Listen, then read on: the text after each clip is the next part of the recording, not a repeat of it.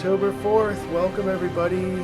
This is a little bit late. We had some technical glitches, but here we are getting started. I'm Chris McCleary with your daily CIRF report, looking for the biggest collective influence.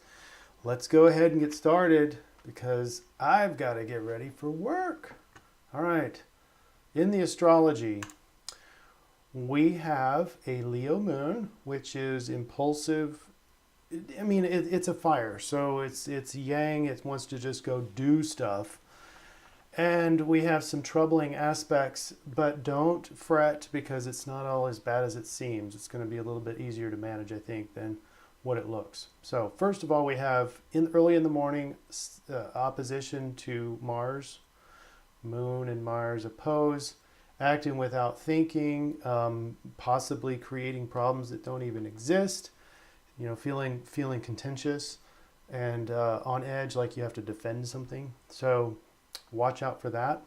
And then you have a square a little bit later in the day. The moon squares Venus, and this is kind of the need to get your satisfaction or your sense of identity through love and affection, but also more broadly speaking, you can overindulge, and in any sort of pleasure-seeking activity, you might get lost in that pleasure-seeking. And then the number 4 is stability and structure. That's good, but nose to the grindstone, well, I mean, that could be good too, but you could get lost in it. You could get lost in your activity. You can kind of see the overlap now. So let's get into the DreamBot, and this is the collective dreams. You know, the very first word is poor, but I'm telling you that the collective unconscious generally is very positive today, and you can see that. I didn't even highlight those words, but good, full, there was another one. There was a lot of them, actually. Yeah, anyway, they're very positive words. The only negative words were like poor and drag and close, but close doesn't have to be negative because you can close something that's bad or close a bad chapter of your life. So closed isn't necessarily bad, just kind of implies it. I guess none of these words have to be good or bad. So, but anyway, let's move on. The red arrows here are about messages. App, notified, message, icon, messenger, bot. Means, what does it mean? Sending, check, send. So a lot of messages being sent. I mean, it's like and they're direct overlaps on most of these. The blue arrows are more of managing. So inline, wrapping, manage, add, picking, allow, closed. It's very loose, but in essence, the meme in the blue is managing. You're managing messages, managing the meaning of your life. And this is the solution for what we saw before in the astrology, which is tending to get lost in impulsivity or obsessivity, if that's even a word. Getting obsessed and getting stuck, nose to the grindstone, getting lost in your activities. Let's, I'm getting ahead of myself. Let's take a break.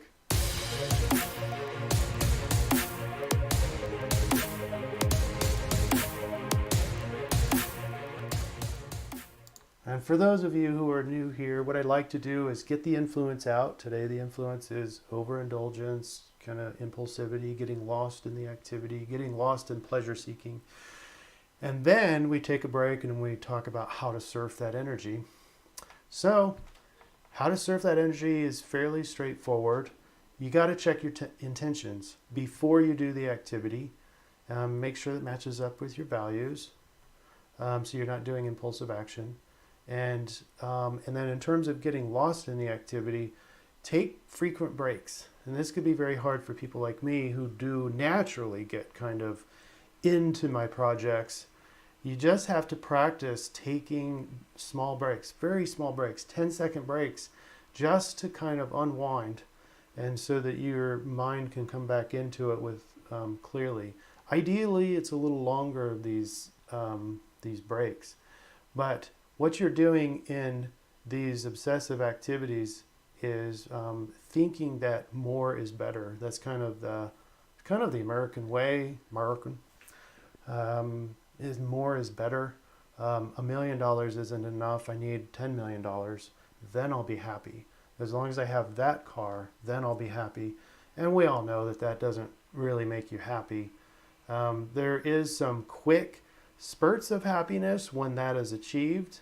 But if you don't know how to feel and you're ignoring those emotions, then you won't get satisfied. It's a low serotonin level in the world of psychology and psychiatry. Low serotonin means you're just going to have that carrot dangling in front of you and just keep on going constantly. So serotonin building activities are spending time with people, good eye contact, getting a massage, working on endorphins and the pain killing system of the body, of the human body, are natural painkillers. You can build serotonin with connection.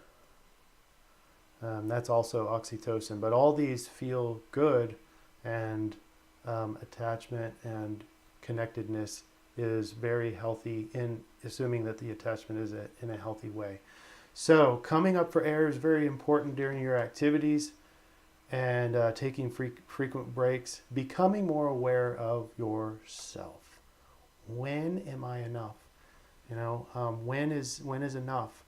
A lot of us are not mindful when we eat, and you just get lost in the consuming, and then dessert comes after you're completely stuffed, and then you eat all of that, and it's not until your stomach is way out to here before you start to realize, what, I think I'm full. So being more aware of what's content and knowing that more is not necessarily going to make you happy. All right, that's it for today.